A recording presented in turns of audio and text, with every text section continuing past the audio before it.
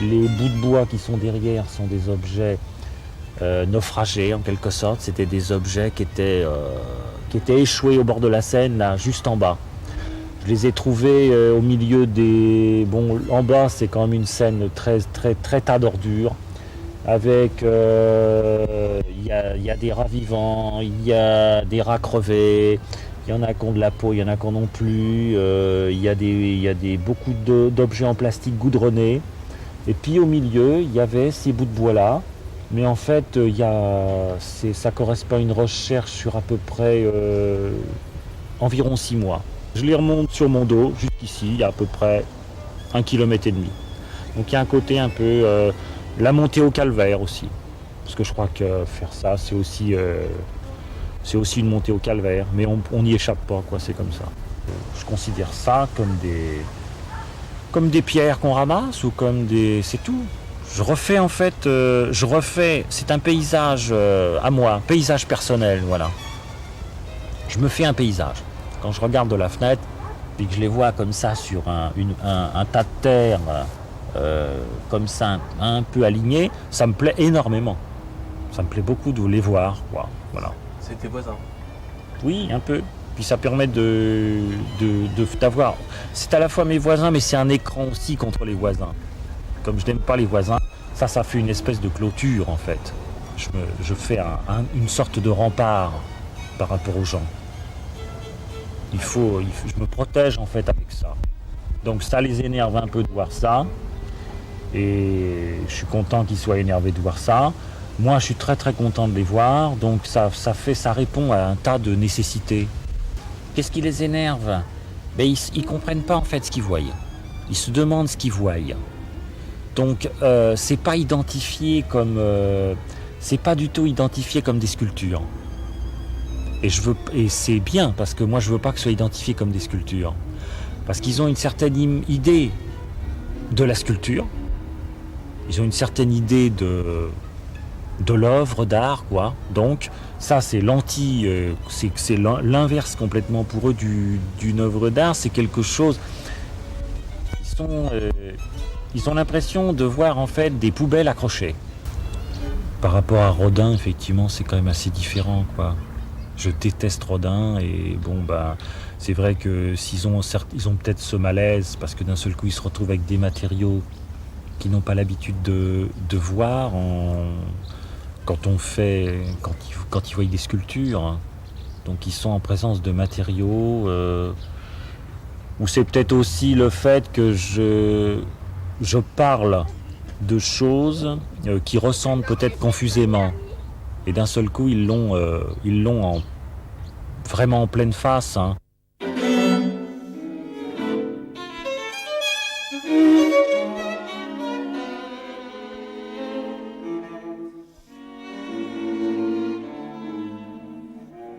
Ce qui me plaisait dans le tissu, c'était qu'il y avait un côté féminin qui était en opposition complète avec des matériaux comme du ciment, comme du fer, comme du marbre. Il y avait un côté éphémère, il y avait un côté léger et un côté en même temps très dramatique, très chargé, puisque vêtements portés, donc ces vêtements étaient pleins de sueur, étaient pleins d'urine, enfin tout ça, c'était des tissus au début sales avec lesquels j'ai travaillé. Après j'ai travaillé avec des tissus un peu plus propres, et là je reviens avec des choses un peu plus sales, et puis en même temps des choses beaucoup à nouveau plus propres avec de l'herbe. C'est très jubilatoire. Parce que mes personnages, quand même, ils sont plus ou moins toujours en train de se caresser, ils s'amusent quand même beaucoup quand on regarde bien derrière. Il y a une jouissance aussi derrière tout ça. Donc c'est pas seulement un espèce de drame et puis c'est tout. Moi, ça m'intéresse pas beaucoup de montrer uniquement ça. Ce qui m'intéresse, c'est qu'il y ait plusieurs lectures possibles. Voilà.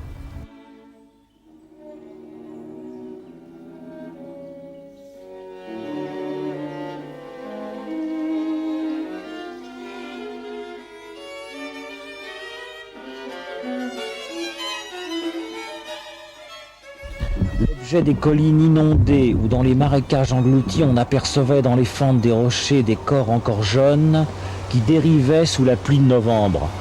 À chaque fois, on retrouve moi ce que j'aime, hein, c'est-à-dire les collines, les inondations, les marécages, les fentes, les corps, la pluie, novembre.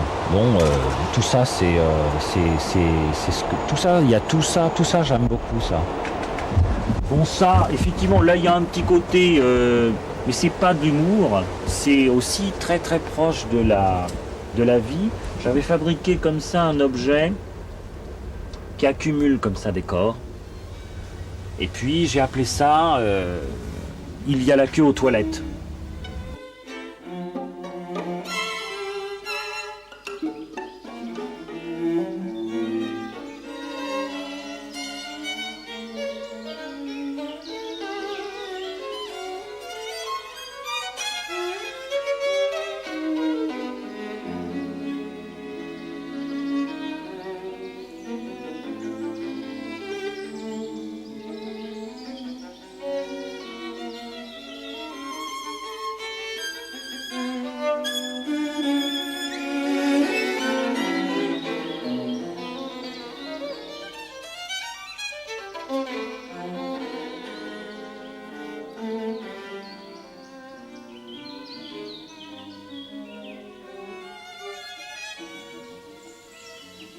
L'embarquement pour Courbevoie et l'envie de Sophie de faire pipi et même caca. Donc au début ça part très très bien, enfin, le titre est encore correct. Et petit à petit ça se dégrade. J'aimais bien travailler sur cette idée de la chose qui dégénère, voilà, ça dégénère. Il est à point si je puis dire. Il est resté deux hivers dehors. Il commence à être très bien, très beau. Il s'appelle Deux habitants de Saint-Nicolas-de-la-Haye. C'est en hiver, donc c'est en hiver. Ils sont collés l'un contre l'autre, il fait froid. Et enfin voilà, c'est tout. Donc ça c'est un grand magasin. Une sorte de grand magasin qui s'appelle Articles de Paris. Donc c'est une espèce de un magasin où on vend un petit peu de tout. Donc il y a un tas de vêtements, il y a un tas de tissus, il y a des petits casiers. Donc c'est un petit peu un hommage à mon ex-beau-père qui tenait une petite boutique rue du Temple de bonneterie maroquinerie et qui était un type tout à fait étonnant. Au 23 de la rue du Temple, donc la boutique n'existe plus. Et là, donc le magasin, et alors dans le grand magasin Articles de Paris, il y a la musique, comme dans les magasins genre grande surface, hein, voilà. Et il y a marqué, il y a un poste de radio qui fonctionne et il y a marqué Radio Paris vous ment. Donc il y a encore cette volonté de... Bon, il y a une Articles de Paris, il y a un côté un peu une bonne rigolade. Puis d'un seul coup, il y a on sent que le tragique, je dirais, le drame, il est tout près. Donc Radio Paris vous ment, il y a une espèce comme ça d'évocation de la France qui collabore. Donc d'un seul coup, on rigole plus, si on peut dire. Donc moi, c'est vrai que j'aime bien jouer sur ce côté-là. Et la pièce Articles de Paris est bien représentative de ça.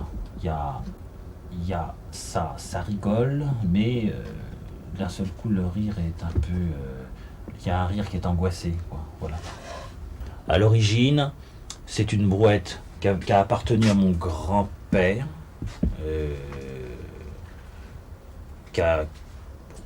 la brouette a vécu, la roue était cassée, et puis bon, il y avait un côté un peu trop, un côté un peu rustique qui m'énervait. Et puis finalement, je me suis dit, je vais lui faire au grand-père une sorte de monument, parce qu'il était beaucoup avec sa brouette à transporter des cailloux, et c'est un monument un peu au grand-père, hein, qui s'appelle Monsieur Gronet. avec le couple du mercredi, poil aux zizi. Là aussi, ça part assez sérieux. Et à nouveau, je vous ai dit que j'aimais bien les choses qui... Ça dégénère. Ça dégénère à nouveau. Et puis quand je tourne donc par là, on retrouve Monsieur Gronet. Et c'est marqué Monsieur Gronet, qui a beaucoup travaillé et qui n'est pas aimé. Monsieur Gronet, là. Alors Monsieur Gronet, c'est pas du tout mon grand-père, hein, qui avait pas spécialement un gros nez. C'est un monsieur quoi, ordinaire. C'est un monsieur qui est représentatif des messieurs qui ont beaucoup travaillé. Voilà, c'est tout. C'est pas plus que ça.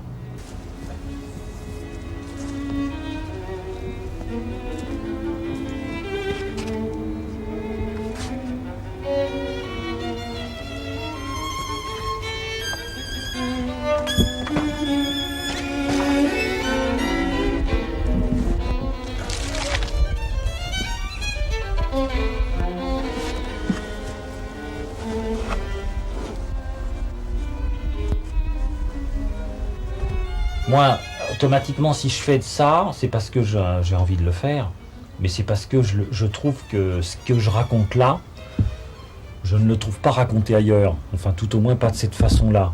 Donc je me sens des affinités, en particulier avec un certain nombre de gens de l'art brut.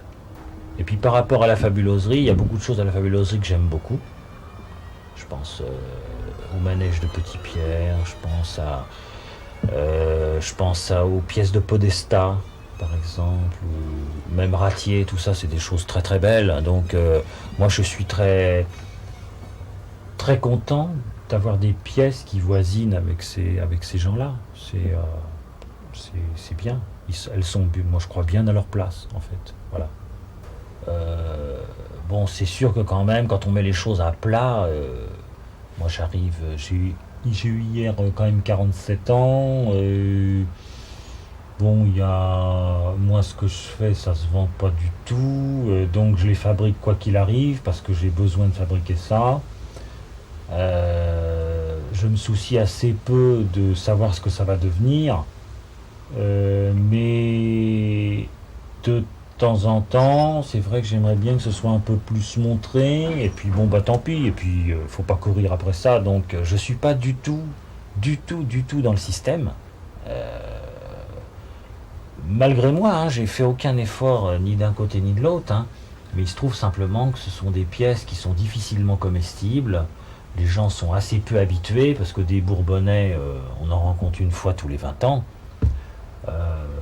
Maintenant, je ne sais pas ce que ça va devenir, hein. Ce que je trouve dommage, c'est que de temps en temps, il y a des objets qui se démolissent complètement parce que je manque de place, parce que je veux en faire d'autres, quoi qu'il arrive.